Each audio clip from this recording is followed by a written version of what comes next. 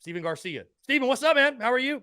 Good, man. Good. I'm real fresh. How you Real doing? fresh. I'm doing well. Hey, by the way, we teased it last week, but now we've officially got the ad read in. Our guy Pierce shot it over, and now I'm so excited to say this segment with Steven Garcia brought to you by our friends over at Rebel Rabbit. Guys, Rebel Rabbit is a new seltzer company out of Greenville, South Carolina, right here in your guys' backyard. It isn't just another hard seltzer, though, guys. Rebel Rabbit is alcohol-free and THC infused high seltzer. Yes, I said THC infused, and I know Steven can attest for it, and I can guarantee you, because I'm about to give you a firsthand testament, yours truly can attest to it. All of Rebel Rabbit's high seltzers are infused with just enough Delta 8 or Delta 9 THC that'll open your mind to an entirely new drinking experience. With only 6 grams of sugar and an all-natural organic flavoring, it's a light, refreshing social tonic that helps you cut back on booze, but not on fun. Rebel Rabbit's pretty fun, isn't it, Steven? It is. It is. I don't have a very high tolerance, so it gets me pretty good. Yes. So on that note, whether you drink alcohol a lot, a little, or none at all, Rebel Rabbit is the perfect replacement or alternative. Guys, be sure to follow the Rabbit for a better way to booze on Instagram at Drink Rebel Rabbit. That's Drink Rebel Rabbit on Instagram, or visit their online store at drinkrebelrabbit.com and check out the store locator to find the closest rabbit hole near you, or you can order online and have it shipped directly to your door. Again, guys, it's our friends at Rebel Rabbit. Of course, you've seen the product placement with Steven, but very excited now to say that Rebel Rabbit is sponsoring this segment of the Spurs Up Show in our conversation with Steven Garcia. And I can tell you guys firsthand, when you drink Rebel Rabbit, don't do what I did, which is crack them just like they're these normal seltzers. It's like alcohol. You can down 1, 2 in the span of 15 minutes. Don't do that, because if you do, you're going to end up like me, and 2 hours later, you are literally sitting with the stars. So they say on the website, Steven, after the fact, I go on the website, it says, drink one, wait 30 minutes, 45 minutes, maybe an hour, kind of feel out. Because, normally with alcohol, you're like, okay, I'll start to feel this buzz pretty fast. And so I drank one. I'm like, I don't feel anything. I just down a second, just no big. They taste pretty good. I got the grapefruit one. They taste pretty good. But I got the wild hair 20 milligram, not realizing. I got the wild, not the mild that you have in that picture. I got the wild hair. Oh yeah. And I was tripping balls. There ain't no other way to put it. I was tripping. I'm not really a weed guy like that. I never really have been, but dude, I was smiling ear to ear, my guy. Oh yeah. Put it that way. Yeah. Your cheeks definitely have arthritis. Yeah. Yeah, for sure. Anyway, Steven, appreciate you. And again, thank you so much to Rebel Rabbit. Awesome. So happy to have them now as a business partner and a sponsor of the show. Appreciate you jumping on, Steven. Excited to chat with you as we come off the bye week. First thing, man, I think we just got to talk the weekend that was in college football, dude. I'm sure you had flashbacks watching Tennessee beat Alabama. I know it was a little different way. You guys kicked their ass. That game coming down to, which, by the way, how that field goal went in, the knuckleball, that was one of those, like, God just willed that through. Like, I don't know how that kick makes it, but the first time, and I think Mike Yuva posted this, over 4,000 days it had been since an SEC East team beat Bama at all, I guess, right? At all. And you guys were obviously in the regular season, right? Because SEC championship. In the regular season, and you guys are the last team, so I guess you're kind of like the 72 Dolphins, pop the champagne one last time. But just talk about watching that game, man. It's crazy, when you played, not to act like this was 50 years ago, but I know offenses where the spread was happening and all, there were high-flying offenses. But, dude, it really is just a new day and age of college football when you're seeing Alabama, who's known for defense, in a 52-49 game. And certainly a game that I think it's safe to say is going to be the game of the year.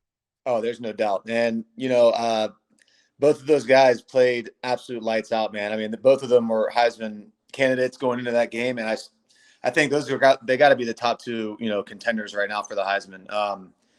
That was the first time really watching Hendon Hooker play, and he did not disappoint, man. That was really, really fun to watch. And I mean, Bryce Young, obviously everybody knows about him. He's won the Heisman last year.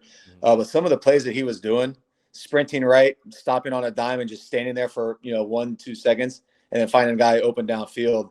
I mean, we were doing training yesterday and I literally had the guys practice that. I was like, all right, you're going to sprint like 20 yards as fast as you can, put the brakes on, and then stand there for a split second and then make an accurate throw. I mean, it's hard to do, man. I can tell you right now, it is a very hard thing to do, especially, when you got guys chasing you, trying to take your head off. So that was a very entertaining game. And that's got to be the game of the year. Yeah, no, for sure. I want to ask you about this too, Stephen, in-state recruiting, because you watch a guy like Jalen Hyatt, right? And you can't keep them all, but you watch Jalen Hyatt. What do you have, 5 touchdown catches? 5. Yep. 5 for Tennessee. And a guy that played 20 minutes down the road at Dutch Fork High School. And, we saw some commentary. I don't know if you saw it, but yesterday on social media, just a couple slapdicks talking about South Carolina or going out of state and why you need to go out of state to go to the NFL. Obviously, that's not accurate.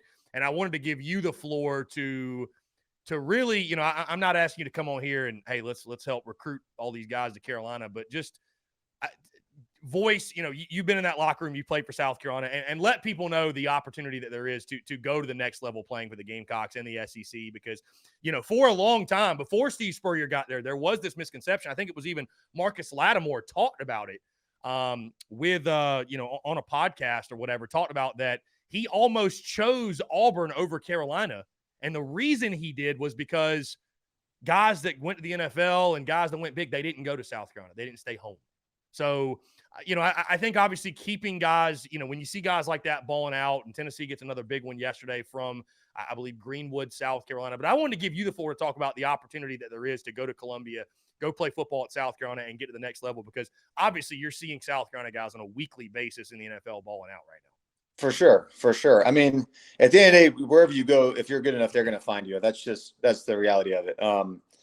That being said, yeah, I mean, that's the first I've heard of it. I'm an out-of-state guy. I went to South Carolina. Could have went to Florida State, Miami, any of the local schools. But my personal opinion, I wanted to get out of the state of Florida. I wanted to kind of expand, and try to visit and kind of go other places. So, I can see why guys would, venture out of the state of South Carolina. That being said, for the reason of, getting to the next level or getting to the NFL, that's kind of stupid. You can get to the NFL from South Carolina. It is proven, like you said, every single week on, see a guy from Columbia or, play for the Gamecocks every Sunday, making plays. Yeah, I didn't want to spend too much time on it, but there was some commentary for some dudes. I think the guy, I'll tell you this, the guy that tweeted and said that and was talking crap, he went to Dutch Fork. Apparently he played at Wake Forest. I had never even heard of him. So whatever. I guess consider the source, but Twitter's out here handing blue check marks to everybody these days, I guess. Jimbo Fisher, did you ever have any interactions with him, or did he ever recruit you? Or I know he's like a quarterback guy. Did you ever? The only time I talked to him, he was at a 7-on-7 tournament that when I was coaching for Team Tampa, saw him talked to him for maybe 5 minutes. Wasn't anything big. He was asking about our quarterback, who's now the starter at Harvard and is just freaking killing it. But yeah, other than that, I never talked to him when he was recruiting me. When I was getting recruited, that was still Bobby Bowden was still coaching at Florida State. Very good. Very good. Love to hear that. Now, you go into this game, Stephen, against Texas A&M, and I know you're a guy, you played with a chip on your shoulder, so I'm sure this is something you would have welcomed, because I'm trying to think when you were there, South Carolina had beaten Alabama before. I'm trying to think, like, maybe you did things that had never been done. Let's just put it that way. You guys did a lot of things that had never been done. So you look at this Texas A&M game. Carolina has never beaten Texas A&M, right? 0-8. A lot of the games haven't been close. But, I hope the team, and I know they are, is taking on the mentality that you took on, I'm sure, in these types of moments, which is you have that chip on your shoulder. Why not be the first? I mean, I feel like that mentality alone is one of the big things that got you to Columbia. Obviously, again, huge opportunity this weekend to do something that has not been done. And again, to some, that might not be a big deal, but it is. Why not accomplish a bunch of firsts at Columbia? You got a chance to do it this weekend. For sure. Especially after coming off the win in Lexington, right. The very, very difficult, hostile Lexington, Grover Field. I'm sure I'll catch a lot of shit for that too, that comment. But yeah, I mean, coming off a win, like we talked about, this entire season, it's all about confidence for the most part. If you're a confident team, you can do a lot of crazy shit. So I'm hoping, I'm thinking that, we're going to have a chance, going into this year. I wasn't exactly, positive about the outcome for this week, but I think the way we played last week and we're fresh, we had a nice little bye week. I think, what'd you say? A&M's on QB3 now? That's the hot rumors that Haynes King, I don't know if it's confirmed yet, but it's all but confirmed that he is done and it will be QB3, which, the kid, hot shot 5-star, but I mean, your first That's the game is thing. at Willie. Yeah, it's your first game's at Willie B under the lights. Like, good luck. You know what I mean? Yeah. So, Yeah. yeah. So that's what it sounds like. Yeah, that's what it sounds like. Well, yeah, man, I'm definitely a lot more confident going into this week than I was, probably at the start of the season. Yeah. And then you look at A&M. I mean, they just look very, very beatable, very gettable, and that's what that's one of the things we love about college football is how much of a week-to-week game it is, Stephen. I think we might have touched on this last week, but after your 2 cupcake games and you're going to the Kentucky game, folks are down and out a bit, or the morale's a little bit lower, and then you beat Kentucky, and all of a sudden you look at your schedule, and I know Tennessee's obviously up and up, and Clemson looks like they're clicking again, unfortunately, but man, the next 4 are all pretty winnable. The next 4 are all pretty winnable. So, yeah, a lot can still happen. A lot. Let's get back to, Stephen, that Tennessee game. I want to ask you just schematically. That's what a lot of folks, and it's so interesting because South Carolina didn't play. We're at the halfway point. Carolina's 4-2. I'm happy with. Hey, this is where I was hoping the Gamecocks would be. I think you put yourself in a position going into this second half to win 7 or 8, which I think in year 2 of Shane Beamer would be a great year. But fans get this envy watching Tennessee. Is there anything you see, and I know the schemes are different, right? I know they are. Josh Heupel, what he does, totally different. What stands out to you, though, watching Tennessee, what they do that makes them so good right now? I don't know. I don't know how the hell they became so damn good, to be honest with you. I mean, I thought they were like under some sort of suspension to where they couldn't go to any bowl games. That's the last thing I heard about it, to be honest with you. Actually, believe it or not, I actually was texting Heupel yesterday, so that was pretty cool. He still has the same number. But yeah, I mean, I don't know. It just seems like there are guys that are running open often. So I don't know if that's the X's and O's. I don't know if they just got these elite players that are, just getting open. I mean, I don't know. That's like I said, that's the first game that I've really watched Tennessee play. So it's kind of hard to say anything regarding that right now. Yeah. And again, I just look at this game. You come off the win, like you mentioned, Stephen, in Lexington. Texas A&M also with a bye week, so both teams should be fresh. Both teams should be healthy, or as healthy as they have been in quite a while. It's another big game for Spencer Rattler, man. It's another big one, and you just hope he can build on that second half in Lexington. He went 8 for 10, looked as good as he's looked all year, but it's because it's interesting, Stephen. I don't know that I label Texas A&M as like a must win. And again, I'm speaking what people need to understand. As I was saying earlier, I'm speaking from my seat, my chair. As a player, they're all must wins. There's no like, well, we don't have to win this. They're all must win. You're trying to win every game. So, 100%. but yeah. So when I'm looking at the schedule, right, when I was looking at it over the summer, I labeled Mizzou as the must win, the game you absolutely have to have any semblance of a successful year. Arkansas, the swing game, Kentucky, this inflection point game.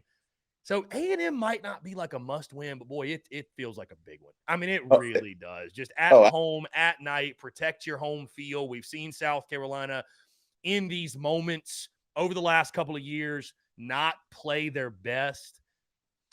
This is one, I think, Spencer Rattler, man. Like, again, I know I said it already this season, but it's like, stage is set. Yeah. Here you go. Pull back the curtain. What do you got? So, and I feel, I mean, just based on the last couple of games that he's played, I feel like you can definitely see him getting a little more comfortable. He's not getting his eyes downfield, or not, getting his eyes on the rush and hauling ass out of the pocket as quick. So I feel like he's definitely starting to get a little more comfortable with everybody, with the team, and play calling, everything else. So, I mean, I'm definitely feeling a lot more confident. Like I said, that's like we always talk about. Confidence is freaking paramount in this sport. So I feel like it's a must-win game. I mean, as Herm Edwards says, you play to win the game. You don't go out there to get your ass whipped. I mean, this is big boy football here. So, I mean, I'd consider it a must-win game. And Willie B will be shaking. We had somebody asking on Twitter about, will the student section show up? I was like, oh yeah, and they'll be lubricated. They will. Oh yeah. They will be ready to go. I can't wait. We're gonna be tailgating at the KW. So That's right. You will be at KW, right? With Day what's Chase. the Day Chaser? Yes, Yeah. yes. Beautiful. So the Roach King will be in town. I mean, that's got to be a guaranteed dub if you're going to be in town, man. Oh man, Got to be. I was talking to Pat DeMarco, so I'm gonna be on the sideline, and I'm gonna get I'll be rocking and rolling. I can promise you That's that. got to be a guaranteed dub, man. Has to be. Has to be. Steven, I don't know, man. It's going to be an awesome weekend for sure. I can't wait for it. I mean, obviously, again, like you said, you'll be in town, and I think you do roll in with a lot of confidence. I know Vegas has you as a 4-point underdog in this one, and but I think there's a lot of reason to be optimistic for sure. I know what I wanted to get to. QB3 for Texas A&M, and you were obviously in that position of being a backup and then being thrust into a starting role. Maybe not so notably where it's like I think we're all going to know probably tomorrow when Jimbo Fisher.